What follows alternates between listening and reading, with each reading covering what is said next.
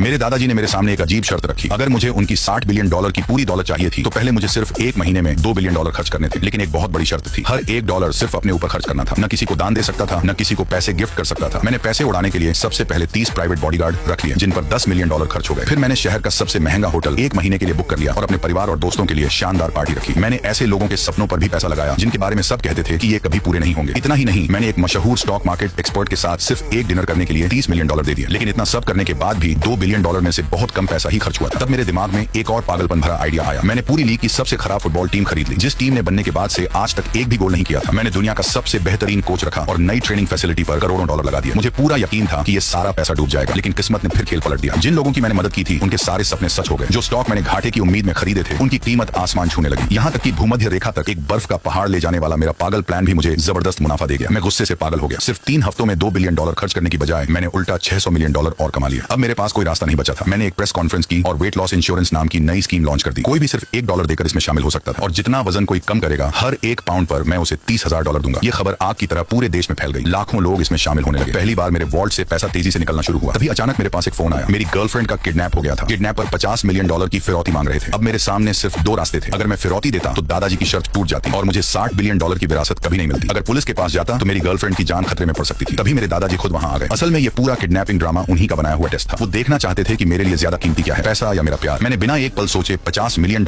लेकर वहां पहुंच गया। मैंने पैसे चुने ही नहीं, मैंने अपनी गर्लफ्रेंड को चुना। मेरे इस फैसले ने साबित कर दिया कि इंसानियत और प्यार की कीमत किसी भी दौलत से कहीं ज्यादा होती है। दादाजी मेरी इस सोच से इतने खुश हुए कि आखिर में उन्होंने अपनी पूरी $60 बिलियन की दौलत मेरे नाम कर दी। अब अगर तुम्हें भी सिर्फ एक महीने में $2 बिलियन खर्च करने का मौका मिले तो तुम ये पैसा कैसे खर्च करोगे?